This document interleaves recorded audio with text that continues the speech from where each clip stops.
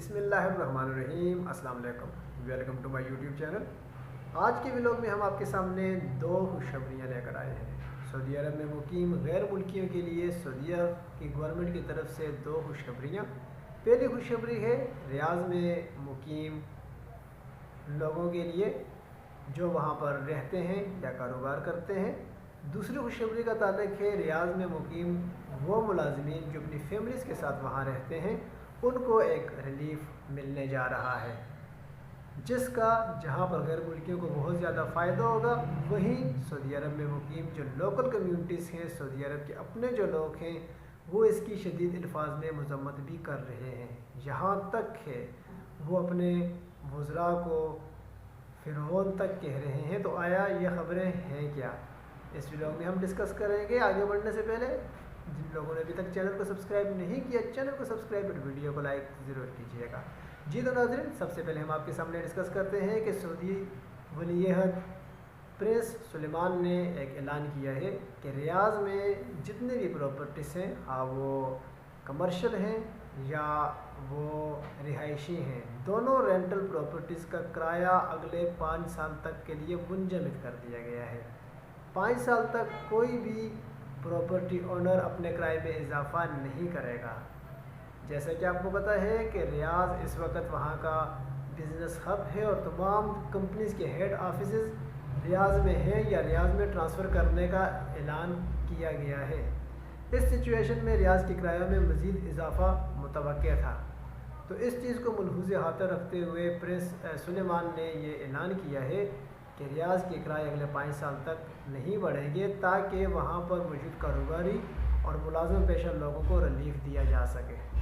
जैसा कि ये भी आपके इल्म में है कि तकरीबन 98% जो कारोबार है, जो बिज़नेस हैं या जो प्रॉपर्टीज़ हैं, तो प्रॉपर्टीज़ का 98% तकरीबन सऊदियों का है, 2% मैक्सिमम होगा जो गैर मुल्कियों का है। तो इससे भी सऊदी जो है वो डायरेक्ट मुतासर होने वाले हैं। लेकिन यहाँ पर जो गैर मुल्की हैं, जो रियाज से बाहर की सिटीज़ से आने वाले सऊदी हैं, उनको इससे काफ़ी रिलीफ मिलेगा। दूसरी खबर ये है कि सऊदीया की जो मजलिस वज़रा है, उन्होंने एक फ़ैसला किया है, एक अनाउंसमेंट की है, जिसकी मज़ीद डिटेल अभी आना बाकी है।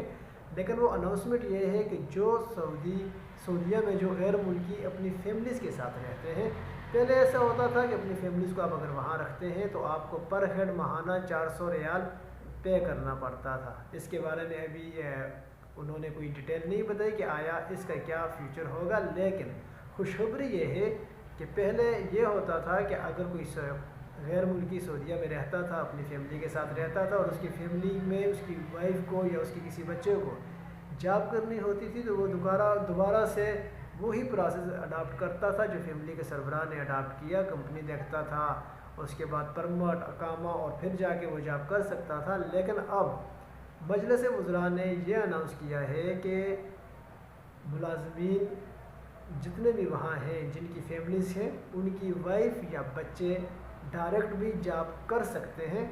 उनके लिए दूसरी कंपनी दोबारा परमिट और उन चीज़ों को ख़त्म कर दिया गया है।